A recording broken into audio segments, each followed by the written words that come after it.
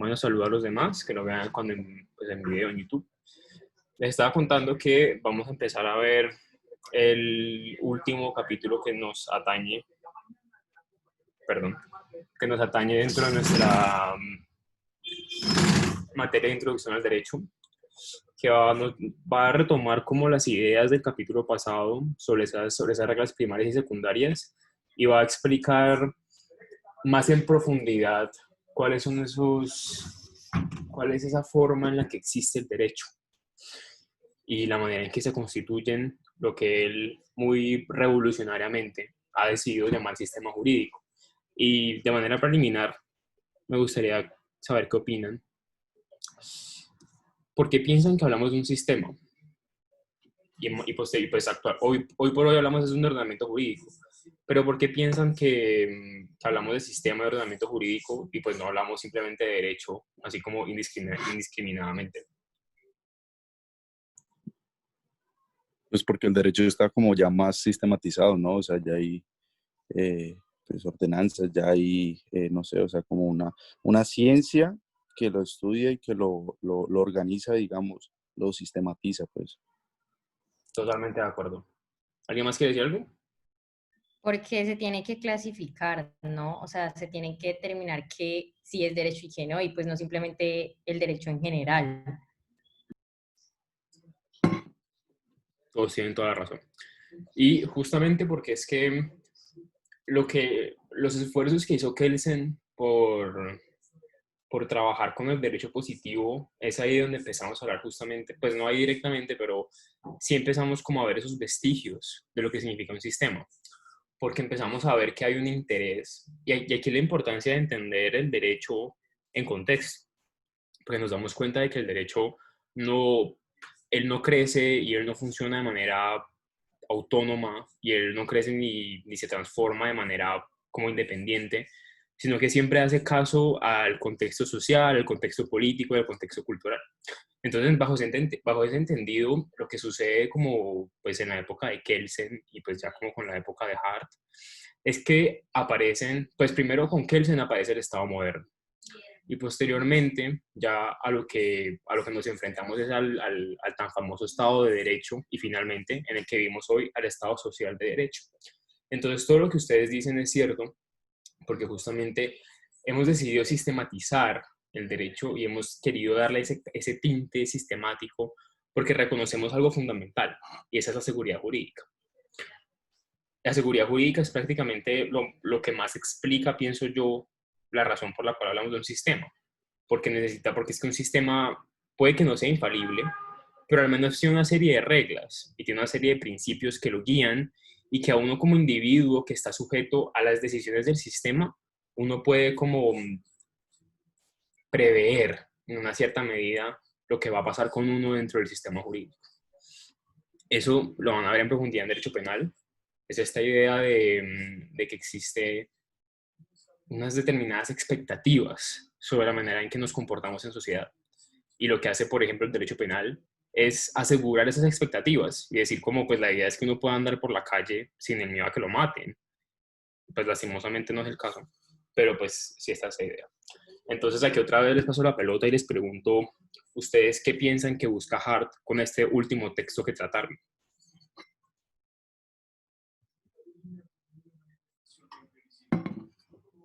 ¿Cuál sería el objetivo detrás del autor? Dale, Gabriel. Pues yo creería como desentrañar pues, espérate, ¿quién iba a hablar? Valentina. Dale, Daniel. No, dale tú. Primero las damas. Bueno, muchas gracias. Pues primero, yo creo que Hart quiere como identificar esas características esenciales de la regla del reconocimiento y dictar como algunas situaciones problema nuevas para él, que pues ahí ya entra como lo de la obediencia y lo de que entra en el ordenamiento jurídico, por así decirlo. Entonces, pues creo que básicamente es eso. ¿Puedes repetir la última parte, porfa? Es que se me conectaron los audífonos y entonces no escuché. Que habla como de las nuevas problemáticas, por así decirlo, para él, en donde pues está lo del error de la obediencia y como las concepciones que tiene que como que satisfacer el sistema jurídico. Ok, gracias. Daniel, ¿qué opinas? Pues en sumatoria de lo que ya dijo mi compañera, yo creería que él también trata los conceptos de eficacia y de validez, y como que muestra también esa, o sea, como, ¿cómo se diría? Una interdependencia, se dice así, Sí. entre ambos, yo creería, y se muestra como, o sea, como que para que algo sea eficaz necesita primero que sea válido, pero no necesariamente para que sea, o sea, para que sea válido tiene que ser eficaz. O sea, y hay cosas que son, o sea, que son válidas, pero no eficaces a la hora de aplicarlas como en el ámbito pragmático, pues, y en el ámbito práctico. Súper. ¿Alguien más quiere comentar? Todos están invitados a comentar. Aquí no hay respuestas incorrectas, como dicen por ahí. No hay preguntas bobos, solo bobos que no preguntan. En este caso, que no responden. Mentira.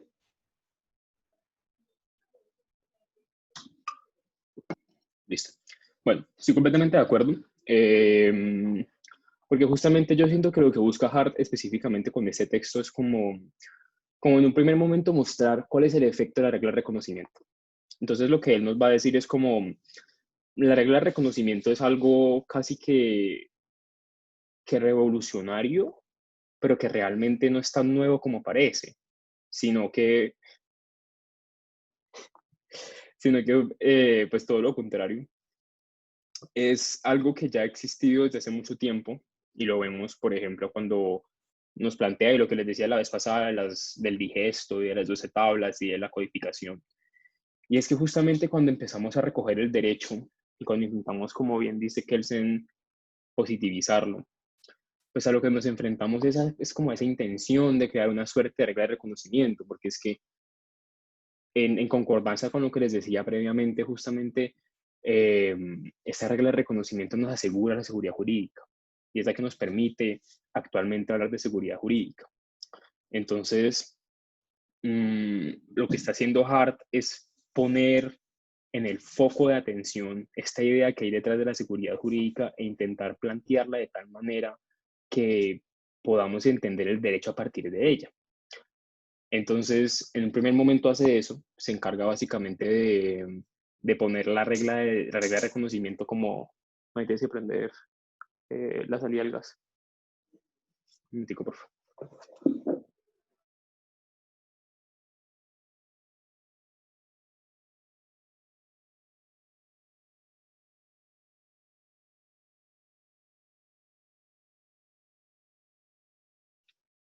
Perdón.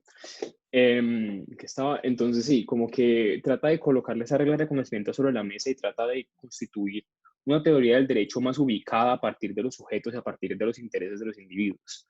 Entonces, en un primer momento hace eso, mostrando como cuáles son los efectos de la regla de reconocimiento. Posteriormente mostrando cuáles son los problemas de la regla de reconocimiento, diciéndonos como, pues la regla de reconocimiento, si efectivamente es capaz de mostrar un poquito más claramente algunas cosas que no estaban muy claras con el derecho previamente, pues al fin y al cabo también genera una serie de problemas que hay que tener en cuenta y que son de especial consideración. Para finalmente, pues ya hablarnos un poquito más de, en general, cuáles son esas relaciones entre esos conceptos que ya hemos visto hace un momento de validez y de eficacia. Hay algo con lo cual yo creo que pues no estoy muy de acuerdo con lo que habla Hart, y pues no es que no esté de acuerdo en sí, sino que pues siento que la terminología podría ser más adecuada, y es que cuando hablamos de esos criterios, porque yo sé que usted recuerda mucho que él habla mucho de criterios, esos criterios son lo que se conoce como la unidad en el sistema, porque los ordenamientos jurídicos en nuestra teoría contemporánea se componen de tres características, que son unitarios, es decir, son uno solo. No nos o sea, dentro del derecho colombiano sí hay un cierto pluralismo jurídico en el sentido de que, por ejemplo, las comunidades indígenas tienen su propio derecho, al igual que las comunidades raizales, pero de todas maneras lo que reconocemos como el derecho colombiano es uno solo, y por más de que y eso se demuestra más que todo, por ejemplo, cuando intentamos importar normas, cuando suscribimos tratados, cuando metemos en nuestro ordenamiento jurídico instrumentos internacionales, hay una traducción de esos instrumentos internacionales al ordenamiento jurídico colombiano. Entonces no es como que baste con que, ¿quién es el actual embajador? No me acuerdo. No basta con que el ministro de Relaciones Exteriores vaya y firme un tratado en la ONU para decir, ah, sí, ya está aquí, sino que en realidad no hay que, una vez que ya se firmó este tratado, tiene que pasar por el Congreso y después de eso tiene que pasar por la Corte Constitucional. Entonces nos damos cuenta de que lo que se busca es mantener el sistema como un sistema único, un sistema unitario que esté compuesto, que uno sepa qué es el derecho en Colombia. Entonces, pues en ese sentido, el aspecto de la validez que nos plantea Hart, yo lo entendería más bien por un lado de estos criterios que se han constituido. O sea, la validez prácticamente lo que busca es asegurar la unitariedad del sistema, la unidad del sistema. Porque si no tenemos claridad sobre cuáles son las normas que componen al sistema, si no sabemos cuáles son los criterios que nos van a decir esta norma hace parte del sistema o esta norma no hace parte del sistema, pues es imposible tener un solo sistema, sino que vamos a enfrentarnos a muchos tipos de sistemas. Entonces, aquí ya otra vez les paso la pelota. Y les quiero hacer estas preguntas como ya habíamos hecho la vez pasada. Primero quiero que me cuenten qué conocían ya del tema antes de leer el texto.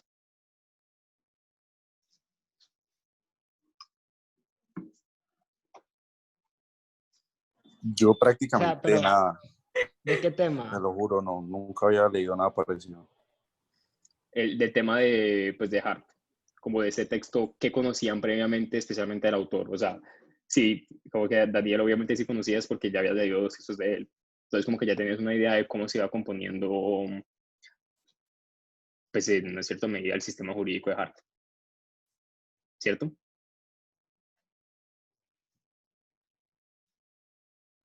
¿Cómo dijiste? Que, o sea, cuando me refiero a que conocían ya del tema, me refiero como qué conocimiento previo tenían respecto del autor. Y por ejemplo, Ok, ya ok. habíamos, No, pues el de Kelsen. sí, también, efectivamente, pero me refería más bien a que ya habían leído dos textos de Hart y justamente capítulos previos a este capítulo. Entonces que ya tenían como una idea de, pues, de la teoría de Hart. Valentín, ¿qué vas a decir? Que, pues, o sea, como que uno ya tenía la idea de que él iba a hablar de la regla de reconocimiento más a profundidad. Pero yo, por ejemplo, no pensé que fuera a meter tipo más problemas, por así decirlo, Sí, a la teoría de él. sí, totalmente. Sí, pues como que a uno se le olvida que cada vez que surgen soluciones surgen nuevos problemas. Entonces eso es un problema bastante serio en derecho. ¿Qué más, Sergio? Que vi que ibas a hablar. No, yo la verdad no sabía nada. Entonces, pues, Pero como si no mala mía. sabían nada, que igual ya habían O leído sea, textos de yo me Kelsen. leí los primeros dos textos, pero no Ajá. entendí nada. Y pues con las tutorías obviamente me aclaré un poquito, Mm, pero el tercero sí no lo leí. Entonces, ok, ok. Bueno, eso es problemático, pero no pasa nada. Entonces, bueno, listo. Ya sabemos que al menos tenían como una suerte de sustento teórico sobre lo que iba a seguir planteando Hart. Y aquí les pregunto, ¿conocen a alguien? Pues bueno, ahora ya conocen quién va a contrariar lo que dice Hart, y ese va a ser Dworkin. Entonces tengan eso en cuenta cuando hagan sus lecturas, porque todas esas preguntas que yo les hago están diseñadas para que cuando ustedes se acerquen a la próxima lectura, lo hagan teniéndolas en cuenta a esas preguntas y para que así puedan sacarle como más provecho a las lecturas. Entonces, bueno, o sea, no sé si alguien ya conocía algo que contrariara lo que va a decir Hart. Si de pronto ya conocía a Dworkin, bueno, pues realmente ya conocían, por ejemplo, a Kelsen, que ya planteaba una serie de ideas contrarias, pues no contrarias, pero por lo menos desde la perspectiva de Hart, limitadas. Y de igual manera Austin, que él critica mucho. Entonces, pues sí. ¿Qué efectos tiene este texto en la teoría jurídica? ¿Qué dirían ustedes? ¿Cuáles fueron los efectos del concepto de derecho de Hart?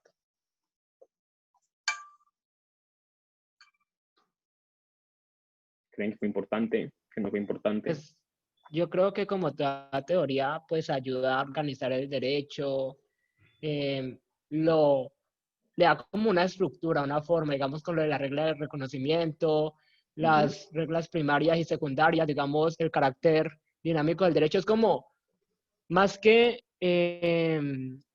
una simple palabra ya derecho, sino que tenemos un orden. Podemos decir, no, pues con estas reglas se puede alterar cierta cosa, se puede modificar cierta ley, se puede plantear una nueva. Entonces, como darle ese orden.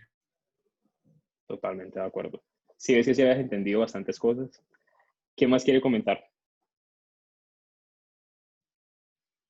Yo creo que le da pues como tal una unificación, por así decirlo, a lo que se tiene que tener en cuenta el derecho, pues porque hay, por ejemplo, pues otros autores que no determinan que tienen que haber como una sola concepción, por así decirlo, de lo que entra en el derecho, sino que tienen que haber, por ejemplo, teorías eh, subordinadas que especifiquen cada una algún criterio específico del derecho.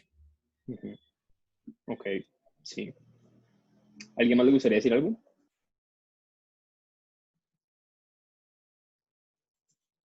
Listo. Sí, entonces estoy muy de acuerdo con los que comentaron.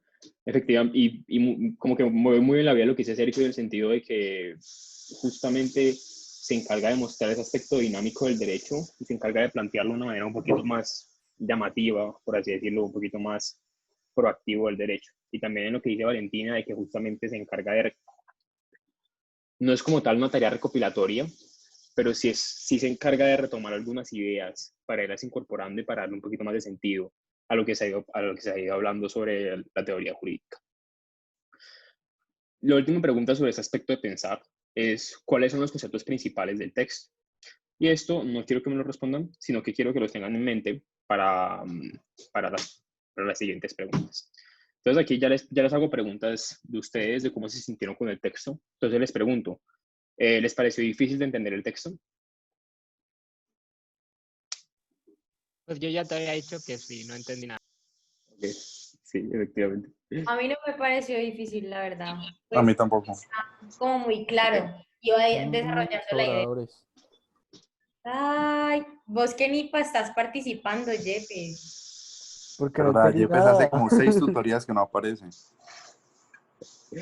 Bueno, sí. Pues bueno, yo la verdad estoy un poquito más con Sergio, que a mí sí me parece un texto difícil de entender, porque, o sea, yo siento que él entra muy en profundidad y muy en detalle en algunas cosas, y eso siento que es, pues, o sea, por ejemplo, a mí a veces como que me confundía, y pues además como que me tocaba volver a leer, y era como re...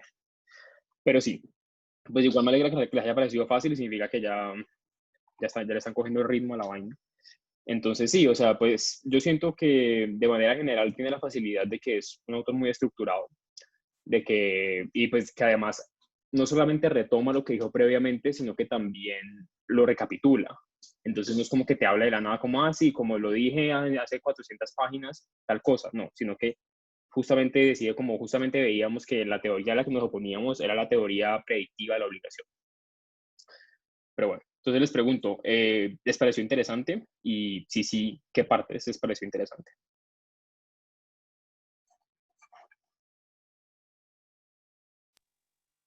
Sí me pareció interesante y lo que más me interesó fue precisamente lo de las reglas primarias y secundarias porque pues es como esa división, ¿no? Primero, las reglas que nos regulan a nosotros y segundo, las reglas que regulan a esas reglas. Entonces, no sé, me pareció muy interesante porque aunque siempre dicen que el derecho pues necesita una autoridad que regule ese tipo de cosas, digamos en Kelsen yo no había visto esa división entre las reglas. Sí, muy de acuerdo. Sí, porque Kelsen como que no, como a él lo que le interesa es la teoría pura del derecho, a él no le interesa como cuáles son esas reglas que guían la producción del derecho. ¿Alguien más quiere contar si le pareció interesante o no?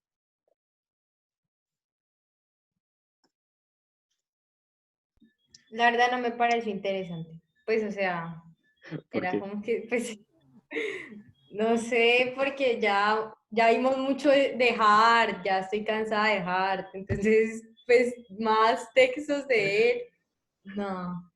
Sí, no entiendo el Ve, sentido. Juan Carlos, yo tengo una pregunta. ¿A vos qué Dime. te parece? O sea, ¿qué ideal te parece más acorde según o sea, lo que vos mismo te planteas? ¿El de Working o el de Hart? O sea, ¿quién crees que está más cerca a la verdad jurídica, pues?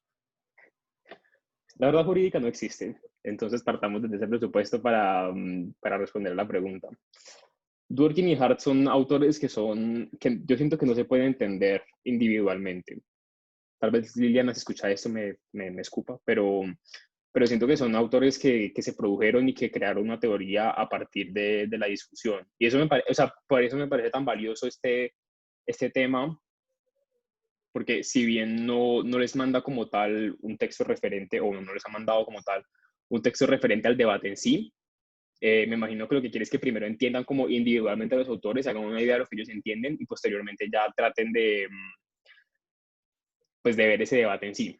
Dworkin es el más acertado en el sentido de que pues vos en el derecho no ves solamente normas, tú también ves muchos tipos de, pues por así decirlo, de proposiciones lingüísticas en el derecho y especialmente los principios. Y yo personalmente, pues a mí me gusta mucho el derecho público y la principal razón por la que me gusta el derecho público, o sea, el constitucional, el administrativo y bueno, el penal también en una cierta medida y hasta el laboral, es porque se rigen principalmente por principios, mientras que el derecho civil o el derecho privado, más que todo, se ha construido más que todo a partir de una tradición más bien de costumbre consuetudinaria. Entonces, siento que ese interés, o sea, siento que son distintos en el sentido de que recopilan la voluntad de manera distinta. Entonces, mientras que el derecho público busca más reconocer principios y reconocer como, por así decirlo, entidades particulares dentro del derecho, el derecho privado lo que hace es más bien reconocer esas particularidades y esas, por así decirlo, conductas concluyentes o conductas convergentes hacia las diferentes prácticas dentro del derecho privado. Entonces, en ese sentido, pues, siento que no podemos hablar de verdad jurídica porque desde el derecho colombiano vemos una cosa, pero ahí lo vemos en el mismo texto que el derecho inglés es una vaina completamente distinta. Y no es solamente el derecho inglés que es una vaina completamente distinta, sino que, por ejemplo, el derecho venezolano es completamente distinto por el simple hecho de que son un Estado federal y no son un Estado centralizado como Colombia. Entonces, básicamente como termina quedando la teoría de Dworkin y Hart, yo diría que es la que más se aplica hoy en día, después del debate. Entonces, reconocer principios, reglas primarias, reglas secundarias, y si bien no hablamos como tal de reglas primarias y de reglas secundarias en el sentido de que Hart lo hace como de la regla de adjudicación, la de cambio, y la otra, pues si hablamos de facultades, de obligaciones, entonces como que si uno ve lo que uno le enseña, pues es muy parecido a lo que plantea Hart y lo que plantea Dworkin. Entonces, pues yo aquí respondo. Si me sorprendí leyéndolo, no me sorprendí leyéndolo, especialmente porque pues uno justamente mediante va avanzando la carrera ve estas cosas de una manera más general. Y uno pues no las vive aún, porque uno las empezará a vivir cuando llega a consultorio, pero uno ya empieza a ver lo que pasa. Entonces, aquí mismo me meto a la última pregunta de por qué debería saber esto. Es porque ellos, como les digo, son el debate más grande de la teoría jurídica. Y es muy relevante que ustedes lo conozcan. Entonces, ahí me les metí yo. Lo último, pues aparte de hacer, o sea, yo quiero pensar que ustedes lo hacen, porque pues en tutoría no nos alcanza el tiempo, pero sí quiero que lo tengan en cuenta y sí me gustaría que lo hicieran, por eso le mando las diapositivas, porque no es hasta que ustedes se pongan en la obligación de hacer estas cosas que van a entender los temas. Entonces, pues ya en la primera tutoría justificamos, o bueno, les intenté justificar porque era importante pues introducción al derecho, pero espero que con esto y con que vean la relación de Hart y de Dworkin en la vida jurídica normal, pues sean capaces de reconocerlo aún más la importancia de la materia. Entonces les recomiendo, por ejemplo, que hagan resúmenes del texto, que es lo que yo siempre hago. O sea, no se queden con los míos, hagan los suyos también, porque pues obviamente los míos son pues, pueden ser muy útiles, pero no sé, o sea, yo por ejemplo, un resumen que me pasen, yo nunca lo entiendo. O sea, como que o sea, solamente lo van a entender si me leí el texto. Y prácticamente si yo mismo hice mi resumen, porque de resto, a mí un resumen que me pase no me sirve. También les recomiendo que tomen algunos de los conceptos importantes y traten de ejemplificarlos de una manera sencilla. Porque, bueno, lo que pasa con Hart me parece a mí es que sus ejemplos son un poco densos, son como un poco como muy exactos y como que él entra y como que habla de un montón de cosas, entonces esos ejemplos como que se vuelven muy, pues me parece a mí que se vuelven muy desestabilizadores. que se pregunten qué pueden hacer con ese conocimiento, de qué les sirve básicamente, y pues yo creo que lo más útil es preguntarse cómo preguntaría Liliana este texto, que es pues lo que más les va a interesar. Yo quiero pensar que mis preguntas les pueden servir para ideárselas. Entonces nada, aquí otra vez les pregunto, ¿cuál es? El texto empieza, y aquí ya vamos a hablar del texto en específico, el texto empieza diciéndonos como, una vez que ya desvirtuamos la teoría pasada y empieza a hablar de la teoría de la regla del reconocimiento, ¿cuál era esa teoría a la que se opone Hart, que vimos en el capítulo anterior? ¿Recuerdan?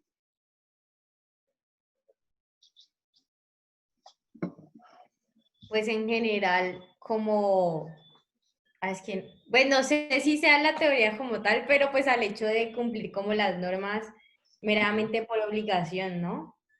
Sí. Sí, o sea, él lo que busca, pues en principio sí.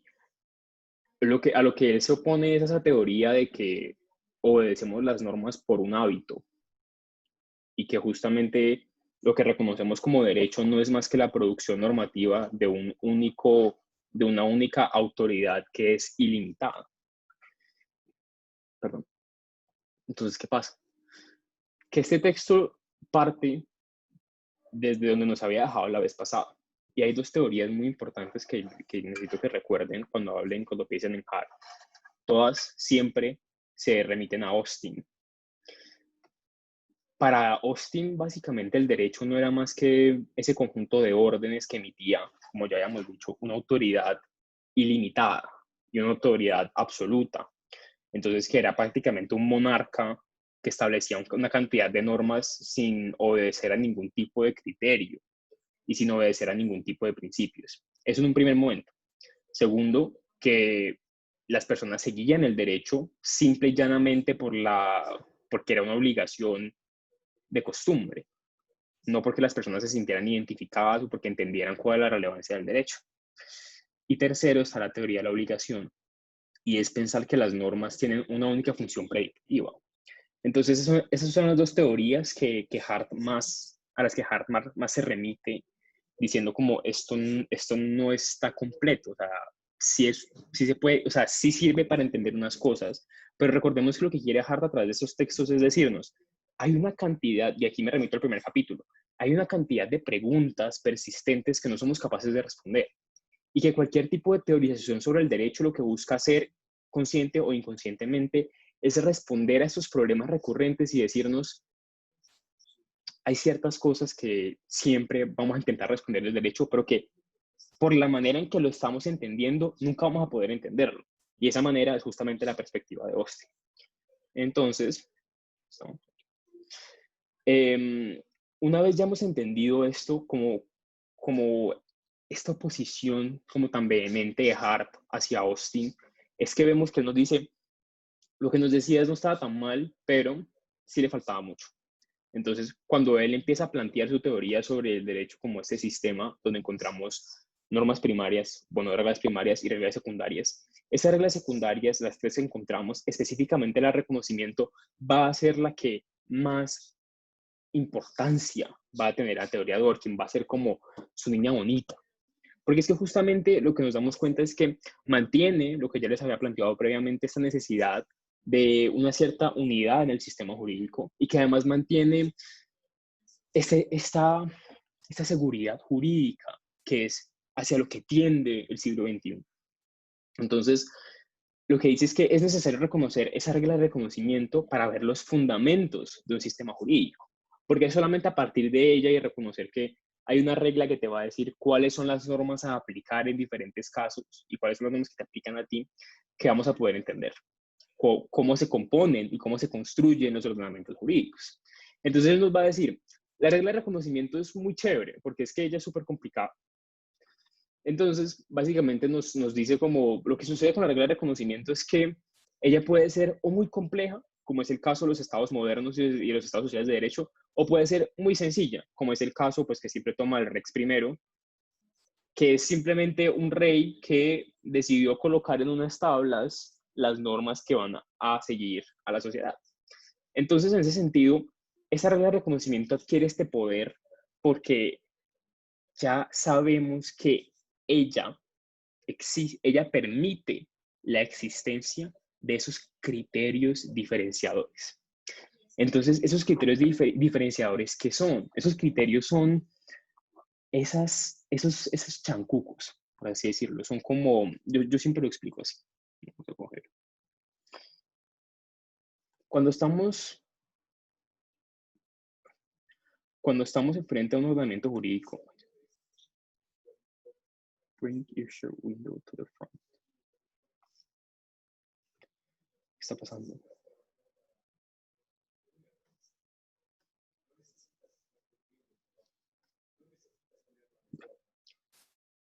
¿Qué nos va a decir? O sea, ¿cómo lo podemos ir entendiendo esta idea de la regla de reconocimiento? Yo les había dicho ya previamente que existe como la unidad, la validez y la eficacia de las normas jurídicas, pero ya habíamos visto previamente que esos tres conceptos también se pueden predicar del ordenamiento jurídico, ¿cierto? ¿Se acuerdan de eso? Hart lo retoma varias veces. Valentina, te estoy mirando para que me asientas porque es la única que estoy viendo. Gracias. Entonces, ¿qué vamos a ver? Que existe prácticamente, siempre les he dicho que se imaginen el ordenamiento jurídico como un circulito. Y en ese circulito lo que vamos a encontrar, pues principalmente y especialmente según Hart, son nada más y nada menos que normas. Entonces, algo muy interesante de las normas, y aquí vamos a hacer como una especie de combinación, es que ellas pueden ser producidas, o al menos actualmente, pueden ser producidas por una cantidad enorme de entidades. El Congreso, el Consejo, la Asamblea, el presidente, el gobierno, los ministerios. Hay un montón de personas y entidades facultadas para producir normas.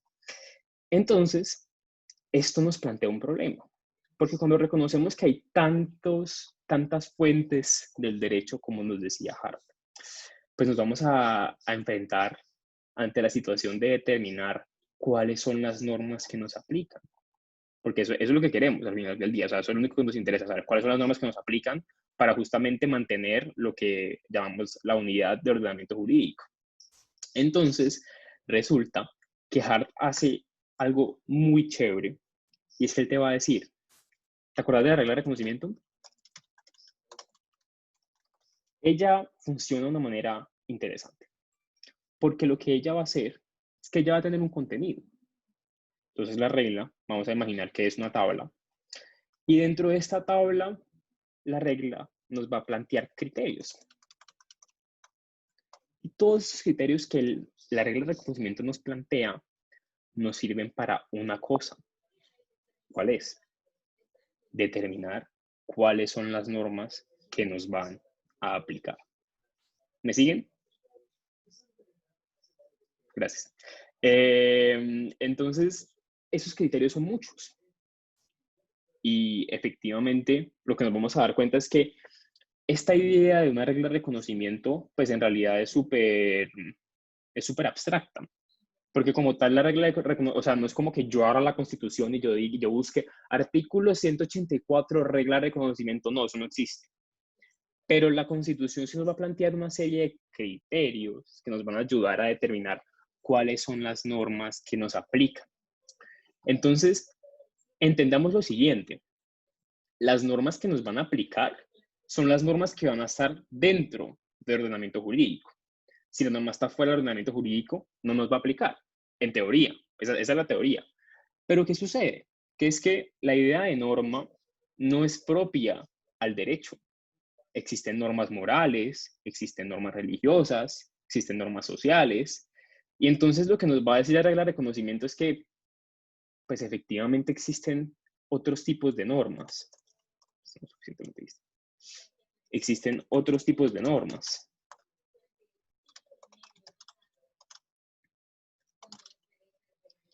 Que existen dentro de prácticamente nuestra realidad social.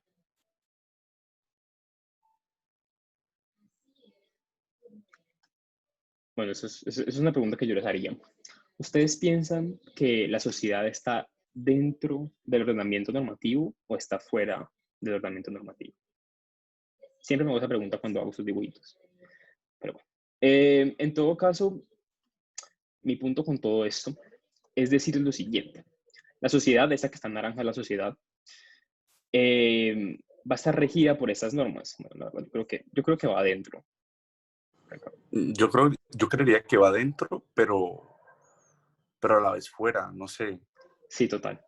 Sí, Pues yo creo totalmente que de lo que acuerdo. tú dices que está dentro porque cumple, pero como porque le toca, porque se siente obligado. Sí, pero al fin y al cabo los que producen las normas son personas. O sea, si me entiendes, es como que la gente que está aquí adentro, como que no las construye y también es, o sea, si me entiendes, como que también son aplicados por ellas. Sí, pero pues tampoco es como que se No, cumple. porque es que, o sea, vos sos actor, pero también sos Ujú. accionado, ¿sí me entendés? Exacto. Sí, bueno, es un poquito complicado, pero bueno, ahí ya les di food for thought. Entonces, lo que nos va a decir la regla de reconocimiento es básicamente como sí, pues es que existe una cantidad de normas y también existe una cantidad de normas jurídicas, porque es que hay normas que son de tinte jurídico porque igual no nos aplican, porque por ejemplo pueden que sean de otro ordenamiento jurídico completamente distinto. Entonces, este ordenamiento jurídico azul, que va a tener una serie de normas, pues es independiente. Esto no es tan fácil en realidad. Y por eso me da cagada que no vean clase con Iván, porque él explica eso de manera muy chévere. Pero bueno, en fin. El caso es que ese ordenamiento jurídico, yo necesito como individuo saber qué me va a aplicar. Porque sí, porque me imagino que recuerdan el ejemplo que les di la vez pasada, que estamos en Antiguo Egipto y que les podían lanzar ladrillos. Pero entonces, ¿qué es lo que nos va a decir el reconocimiento? Es estos criterios que yo he establecido, encuéntralos en las normas. Y si las normas cumplen con todos esos criterios, la norma te va a aplicar. Entonces, por ejemplo, ¿cuáles serían las normas aplicables en este ordenamiento jurídico? Si la mía la regla de reconocimiento me dice las normas son rojas, pues significaría que estas normas carmesí siguen existiendo, pero no son de ordenamiento jurídico. En cambio, estas normas que cumplen con el criterio, cumplen con esa característica especial que va a ser capaz de decirle al sujeto que está aquí, ignoren su...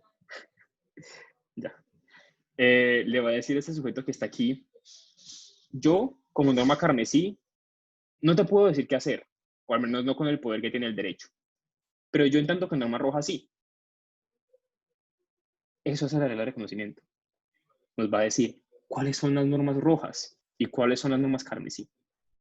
Pero claro, yo aquí lo digo como si fuera pues una pendejadita, pero es que no es el caso. Porque algo que sí fue intencional fue colocarle esta cantidad de criterios, porque son muchos, pueden ser muchos, pero ¿qué nos va a decir Hart? De todos estos criterios hay uno que es súper especial, que es el Albert Einstein de los criterios. Y a ese criterio lo vamos a llamar criterio supremo. Porque este criterio es el que va a prevalecer sobre cualquier otro criterio.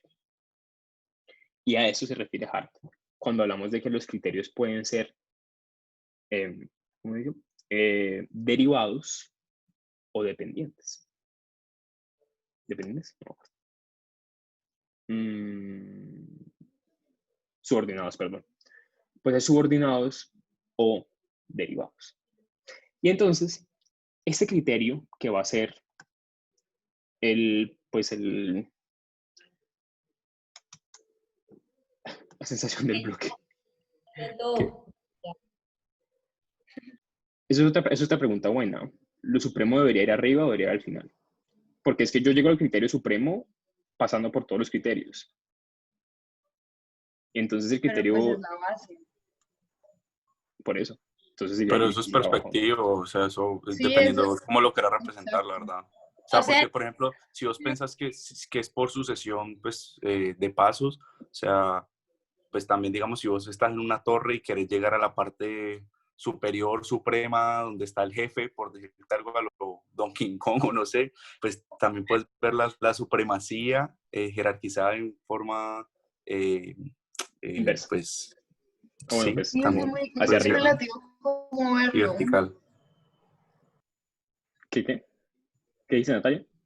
Que es muy relativo cómo verlo, pues depende del ejemplo que se le ponga, si el que esté abajo es la fundamental. pues el hecho es que si no cumple con ese criterio, Sí, sí, eso ya se No, o sabe. sea, me da risa porque sí participan para esto, pero no participan para las preguntas conceptuales, pero bueno. No, es que Porque tus no preguntas, entiendo. la verdad, yo te voy a hablar re claro. Yo casi no hablo muchas veces en tutorías, pero es que vos tiras unas preguntas muy duras. O sea, tiras unas preguntas más duras que Liliana, viejo. Es muy difícil, muy difícil. No creo que Es sea más duras que venganza. Liliana, por Te favor. lo Sí. juro, te lo juro, Uy, te ¿En lo juro. serio? Sí, Yo confirmo, le escribo a confirmo. compañeros, yo, uy, hijo de puta, este man tira más duro que Liliana. Ve, papi, te lo juro, te lo juro. Sí, no, pues es que, o sea, yo he dicho que si yo soy profesor, yo voy a ser cuchilla, entonces yo sí sería no, peor que Liliana. No, todo bien, quédate de teórico de alguna vaina así. Bueno, en fin, en todo caso. Estas reglas de reconocimiento lo que nos va a plantear son una serie de criterios. Esos criterios pueden estar entrelazados, pueden estar subordinados o pueden estar derivados. ¿Esto qué significa? Significa que, primero que todo, va a haber una jerarquización. Entonces, bueno, vamos a hacer como la pirámide. ¿Yo qué puedo pirámides? Bueno, no sé. Yo no sé si están familiarizados con lo que le dicen la pirámide de Kelsen. ¿Les han hablado de eso? sí. Muy bien. La pirámide de Kelsen no existe. Se le inventó, o sea, pues, como que se le asocian a Kelsen, pero Kelsen nunca habló de nada de eso. Como que él se habla de jerarquías, pero nunca habló de pirámide. Pero bueno. En todo caso, esta pirámide que nos plantea su supuesto amigo Kelsen, lo que nos va a decir es que pues van a haber criterios que tienen más valor que otros. Y pues esa es la triste realidad a la que se tienen que enfrentar los criterios que están siendo constantemente discriminados. Pero esos criterios obedecen, como decía Daniel muy apropiadamente, al Donkey Kong, a ese criterio que es el más poderoso de todos, y es que yo cómo sé cuál es ese criterio último. Yo para saber cuál es ese criterio supremo, tengo que ver cuál es el criterio que nunca cede. Ustedes conocen a alguien muy terco, pero, o sea, absurdamente terco, como que ustedes dicen, fue madre, no entiendo cómo puede ser tan terco. Yo tengo varias, por ejemplo, mi mamá que está ahí es Yo. bastante terca. Eh, pero entonces, este criterio supremo es así, él es terco y siempre le gusta tener la razón. Entonces, como siempre le gusta tener la razón, él nunca doblega su voluntad. Y él dice, todos los demás pueden tener problemas, pero el que decide soy yo, punto. Igual que mi mamá. O sea, la que decide soy yo.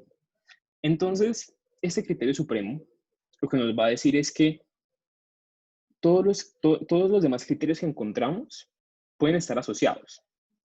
Porque, por ejemplo, puede que yo necesite el criterio de validez para yo poder hablar de eficacia.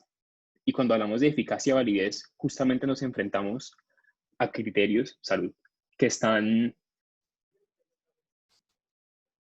¿cómo es? Que están, ay, la palabra, subordinado. subordinados, eso, gracias, que están subordinados, porque es que, como lo plantea Hart, es que a mí no me sirve de nada hablar de eficacia si la norma no es válida. Entonces, esta subordinación entre los criterios es quizás una de las partes más importantes. Entonces, nos devolvemos. Básicamente, nos vamos a encontrar ante un criterio supremo que ya teorizamos al respecto, ya dijimos que era el máximo, que él nunca doblega su voluntad y que él es el que siempre termina decidiendo. Pero esta regla de reconocimiento tiene otro adjetivo. ¿Alguien recuerda cuál es ese adjetivo que se le da a la regla de reconocimiento?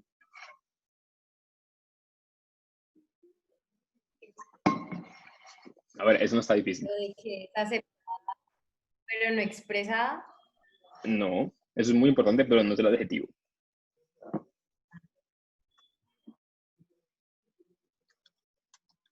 La regla de reconocimiento es la regla última. Es la regla final. Es la que está prácticamente que al final o al principio del ordenamiento jurídico.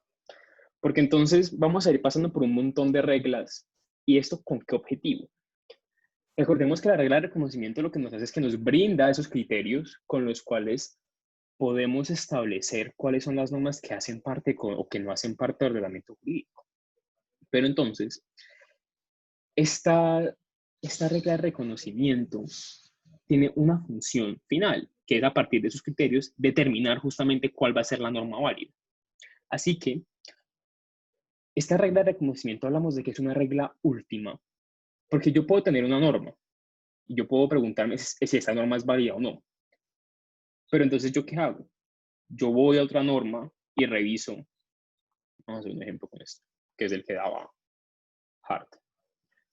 Prácticamente, lo que hace la regla de reconocimiento es decirnos, la norma X es derecho.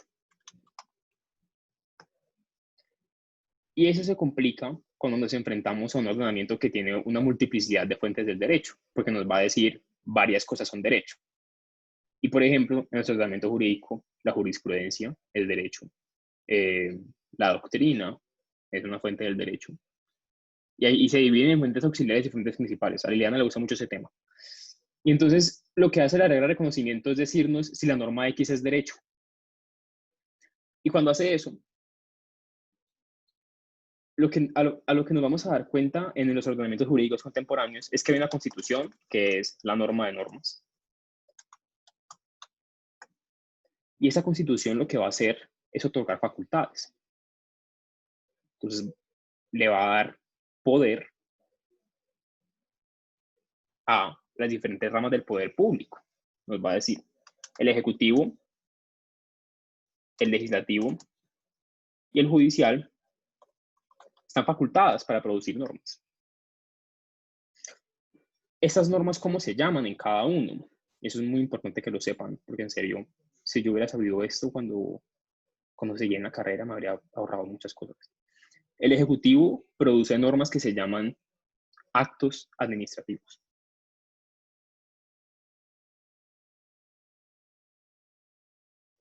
Normas que se llaman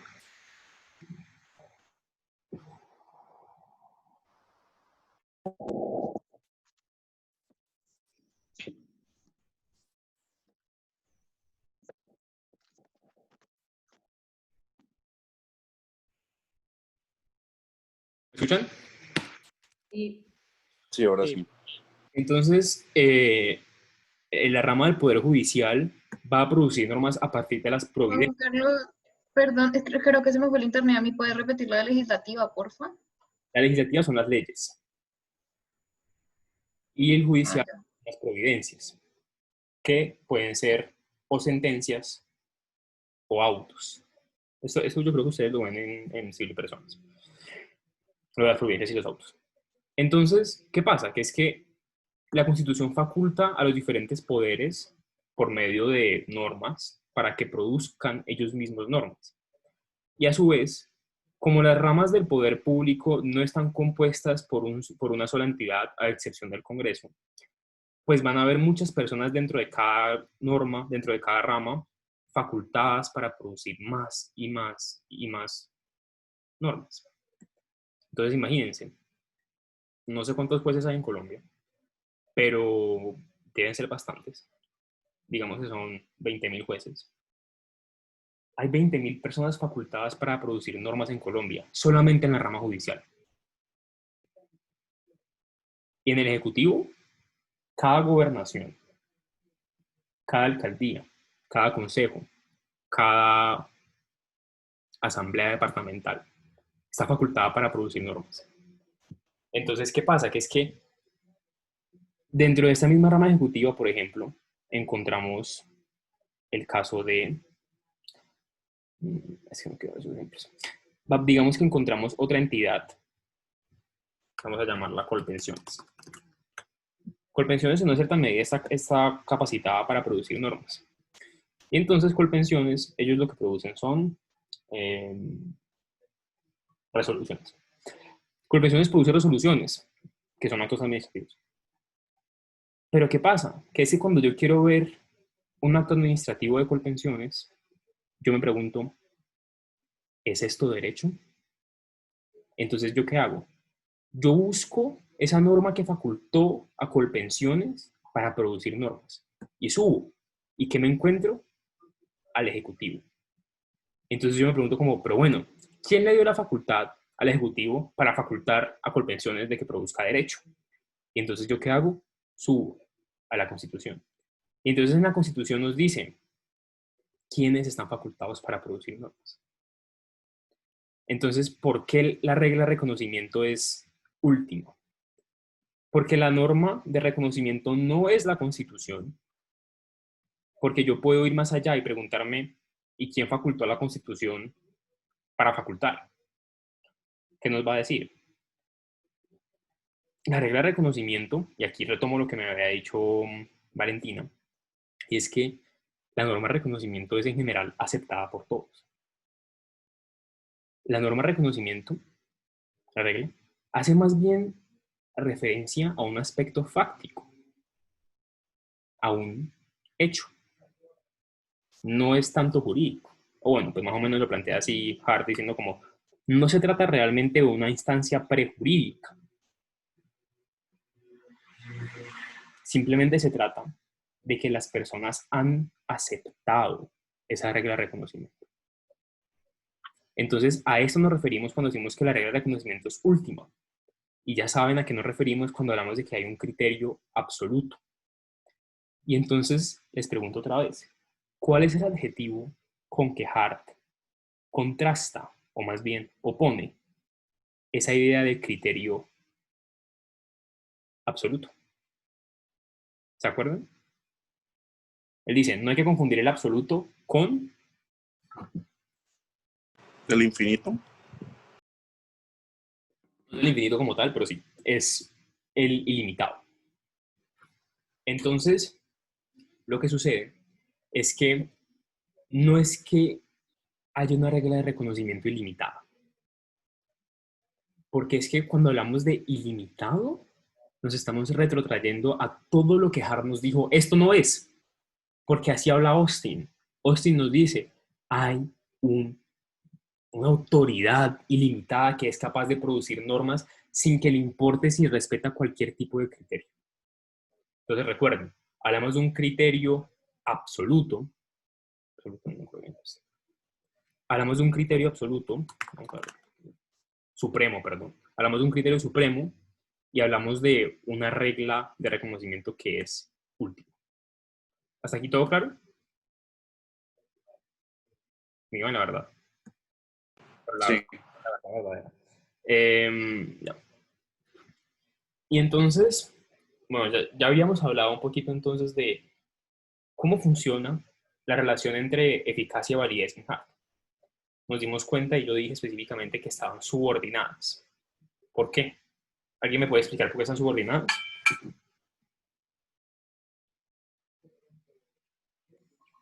Porque dependen de otras. No sé. No, está bien. Está bien porque justamente lo que nos va a decir es que básicamente no tiene ningún sentido pretender hablar de eficacia si esta norma no... Y aquí es donde... Yo no entiendo sobre qué les pasa. La eficacia y la validez son cuestiones bastante complicadas porque justamente nos vamos a dar cuenta de que la validez va a hacer referencia a que esta regla de reconocimiento la respete, que la regla de reconocimiento consiga el criterio y que la norma en cuestión sea capaz de tener esos criterios que la norma exige, que la regla de reconocimiento exige. Pero además, lo que nos va a plantear aquí, que es algo muy importante, es esta división entre lo que vamos a llamar, y que ya hemos visto, esos enunciados internos y esos enunciados externos. Porque aquí es donde vamos a poder empezar a hablar del problema de la existencia. Entonces, a ver, ¿dónde estamos? nos volvemos un segundo a esa idea de que las reglas de reconocimiento no es que no tengan justificación, porque pensamos que todo tiene que estar justificado y es efectivamente cierto, pero lo que sucede con las reglas de reconocimiento es que son enunciados internos que expresan el punto de vista de quienes aceptan la regla de reconocimiento del sistema. Es decir, ¿cómo así que enunciados internos? Cuando hablábamos antes, nos dábamos cuenta de que podemos ver el ordenamiento jurídico desde un punto de vista interno, es decir, dentro del ordenamiento jurídico, y desde un punto de vista externo, simplemente observando. Entonces, cuando yo lo hago desde el punto de vista interno, yo estoy ya presuponiendo y yo estoy ya reconociendo esta regla de reconocimiento porque yo me rijo por ese sistema.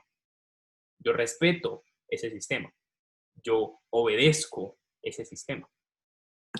Entonces, ¿por qué decimos que expresa el punto de vista interno? Porque es que la gente que ve desde el punto de vista externo no está en la capacidad de ver esa regla de reconocimiento del sistema, sino que solamente se encarga de decir cuáles son esas conductas convergentes, cuáles son esas conductas que yo puedo observar que se llevan a cabo. Y por eso hacemos una distinción entre existencia en un sentido interno y existencia en un sentido externo de la norma. Porque en un sentido interno, la existencia de la norma obedece justamente a esta regla de reconocimiento del sistema. Mientras que, desde un punto de vista externo, la existencia de la norma únicamente es producto de la observación de unas conductas que son reiteradas y repetitivas.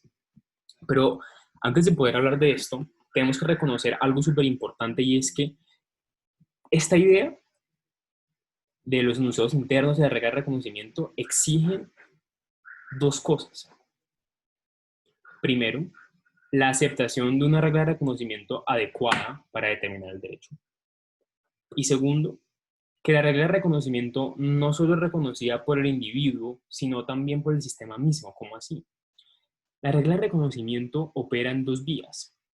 La primera, desde los individuos que son capaces de reconocerla y de aceptarla. Y la segunda, a partir de la cual el mismo sistema dice, sí, tenés toda la razón, esta norma existe. Porque la regla de reconocimiento que yo tengo en mi sistema ya me planteó los criterios. Entonces, es chévere. Yo sé que eso no parece chévere, pero eso es súper chévere. Es chévere porque es que lo que nos hace Hart es dividirnos. O sea, es que él es como, o sea, como si se metiera Dios sabe qué y fuese capaz de ver las capas del momento.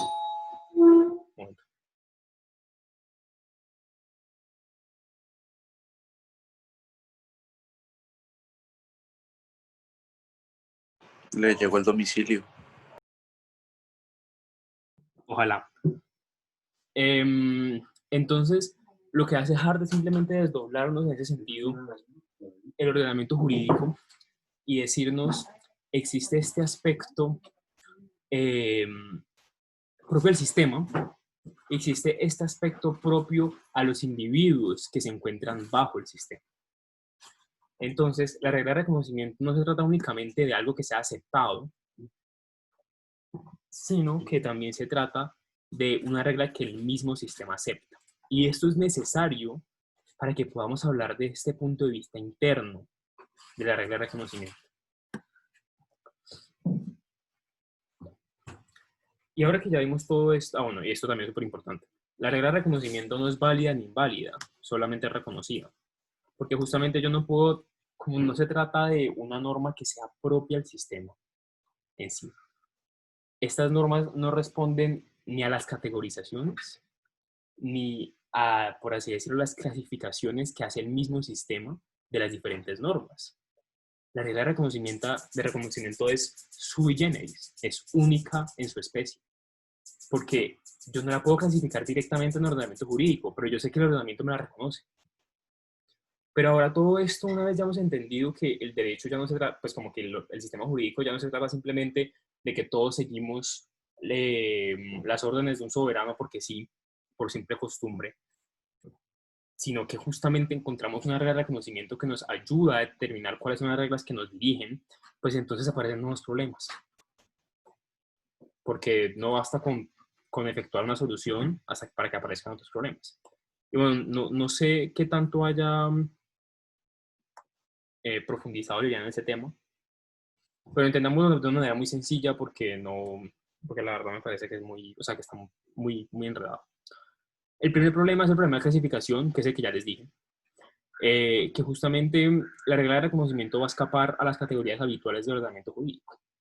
La regla de reconocimiento, como les decía, es única en su especie y no responde a ninguna clase de categoría, y esto es un problema en el sentido de que se empieza a darle un aspecto un poco, o sea, se le puede quitar el aspecto jurídico al sistema jurídico. Y eso repaila, porque es que entonces la justificación y la legitimidad que se le da al ordenamiento jurídico no está basado realmente en una cuestión jurídica, sino que puede estar basado en un hecho político, puede estar basado en situaciones prejurídicas, una cantidad de cosas que simplemente podrían atentar, por así decirlo, ante los principios y ante la legitimidad del sistema. Pero yo pienso que esto no debería ser tanto como un problema, pues porque antes es reconocer esta característica flexible del mismo sistema jurídico. Entonces, o sea, no sé si mi dificultad con Hart es que no comparto lo que dice en este tema de los problemas, o si que de verdad no lo entendí. En todo caso, el segundo problema que nos plantea es que oculta la complejidad.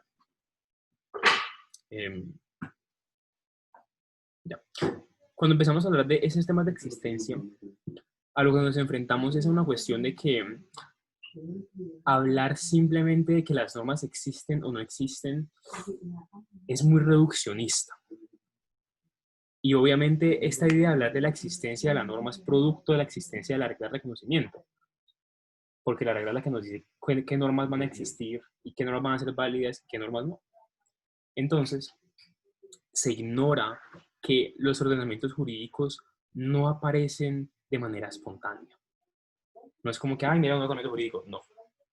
Los ordenamientos jurídicos responden a una cantidad de situaciones culturales, sociales, políticas, que simplemente estas ideas de Austin no estaban teniendo en cuenta.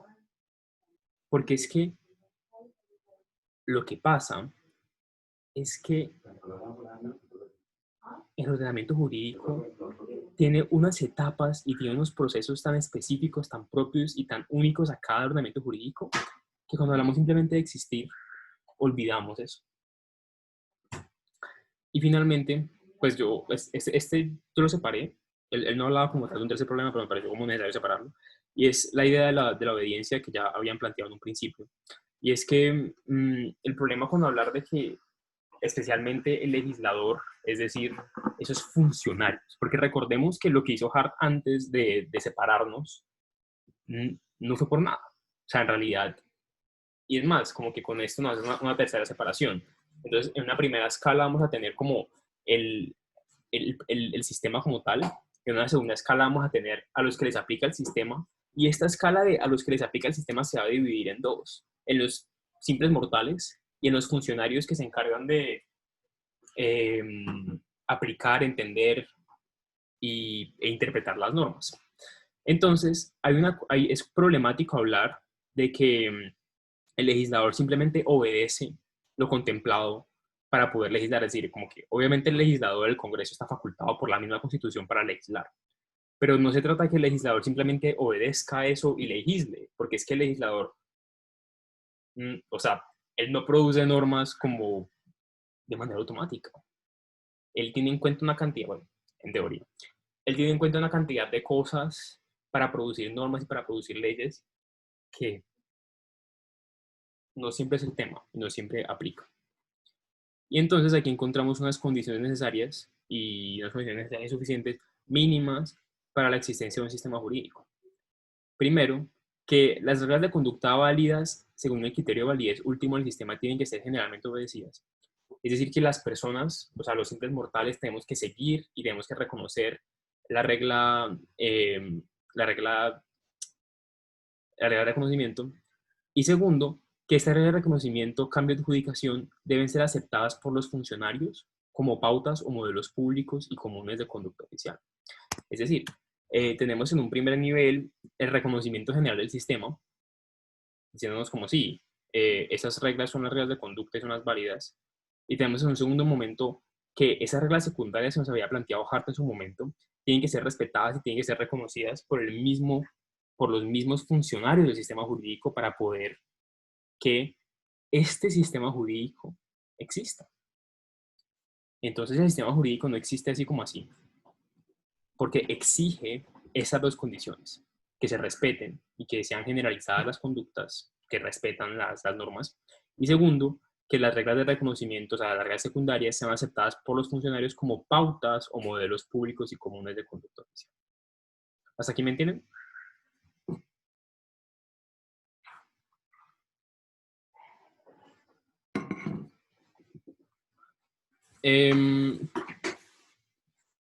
Sí. Finalmente encontramos, pues como que nos enfrentamos al último título, titulado La patología de un sistema jurídico. Y pues, ¿por qué podemos empezar a hablar de patologías? ¿Por qué es importante este tema de hablar del sistema jurídico?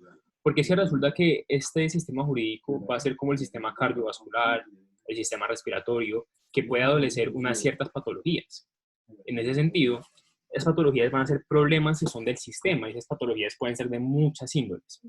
Las que encontramos y las que normalmente nos plantean en la introducción no son las que plantea Hart, se reconocen más bien como las antinomias, las lagunas y antinomias, lagunas, y creo que hay una tercera, pero no me acuerdo. Y esas son como las principales patologías del sistema jurídico contemporáneo. Las lagunas, porque hay a veces, en casos el derecho no legisla o no se pronuncia sobre algunos temas. Y las antinomias, cuando las mismas normas del sistema son contradictorias entre ellas. Pues esto es mucho más profundo, pues no vamos a entrar en materia porque pues no está en el texto. Pero entonces, ¿qué es lo que nos plantea? Lo que nos plantea Hart es interesante para entender la patología del sistema jurídico, porque lo que él hace es llevarlo a la acción. Eso me parece muy interesante. Porque lo que él hace es como decirnos, hay hechos en la vida natural que afecta tanto al sistema jurídico que produce una ruptura entre el sector oficial y el sector privado. Es decir, recordemos que el sector oficial está facultado para producir normas, para cambiarlas, para determinar cuáles son, a partir de las reglas que ya habíamos visto. Pero cuando el sector privado decide dejar de seguir esas reglas, hay una ruptura. Y entonces la pregunta es, ¿cómo llegamos a esa ruptura? ¿A través de qué? Las patologías. Entonces, la patología no es la ruptura. Acuérdense de esto, la patología no es la ruptura. La patología son las revoluciones, las ocupaciones enemigas o la quiebra del control jurídico. Y además, ya en aspectos mucho más internos, la división en el Poder Judicial. ¿Cómo así? El sector oficial tiene esa función de producir normas y de justamente adjudicar problemas y además determinar las normas. Y si este sector oficial no tiene, primero que todo, la autoridad que debería tener y que por tanto el sector privado, es decir, los simples mortales, no lo obedecen, eso no es porque sí. Y va a obedecer a estos problemas, a las revoluciones, a la ocupación enemiga y a la simple quiebra del control jurídico. ¿Por qué? Porque es que entonces significa que nuestro sistema jurídico no se aprueba de todo. Y como ya habíamos visto, el sistema jurídico obedece a diferentes condiciones sociales, políticas, históricas, culturales, y que justamente por esa misma razón, cuando suceden estos casos de revolución, de ocupación enemiga, lo primero que se va a ver afectado va a ser el ordenamiento jurídico. Porque las normas que se van a implantar van a dejar de respetar estos diferentes criterios, principios, normas que ya existían dentro del sistema jurídico. Entonces a lo que nos enfrentamos es como a una suplantación y a una falta de reconocimiento del sistema jurídico. Lo interesante es que muchas veces esta ruptura no tiene efectos en lo jurídico, porque lo que nos plantea, por ejemplo, Hart, es que en el caso de las colonias británicas, ellas tenían que respetar el Commonwealth, es decir, el derecho de la corona inglesa. Pero cuando esas colonias empiezan a crear revoluciones y a intentar independizarse, ellas dejan de responder y dejan de respetar ese sector oficial. Y eso es lo que nos pasó, por ejemplo, acá. Antes, justo antes de la Pantera Boba, que eso fue lo que pasó, dijimos como no, ya no más. No respetamos lo que nos diga España, queremos ser independientes. Y entonces, esta quiebra del control jurídico, o esta revolución, como la queramos llamar, puede que no tenga efectos jurídicos, porque el hecho de que hayan personas diciendo como no, pues ya no respetamos este sistema jurídico, no significa que el sistema deje de existir, porque el sistema jurídico español seguía existiendo mientras nosotros, mientras que nuestros ancestros se revoloteaban y decían que no. Entonces, justamente, esta idea de validez es complicada, porque a veces la validez no hace caso a la realidad fáctica de las cosas. Y por eso la necesidad de dar una validez material y una validez moral y una validez formal que en algún momento les comento. La última patología de las que nos habla Hart es la división del Poder Judicial, porque justamente lo que pasa con el Poder Judicial es que ellos están constantemente aplicando el derecho. Y en esa constante aplicación del derecho tienen esa función de crear más normas.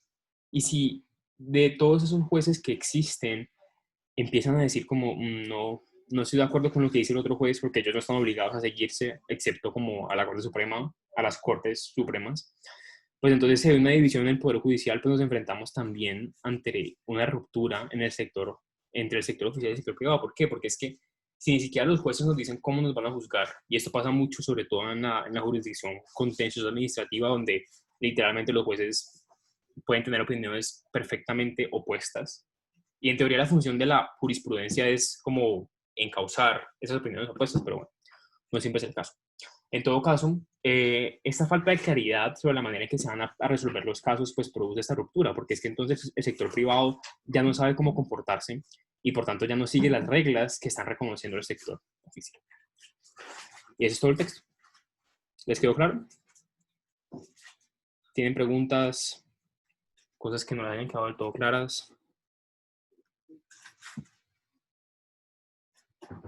¿Todo bien?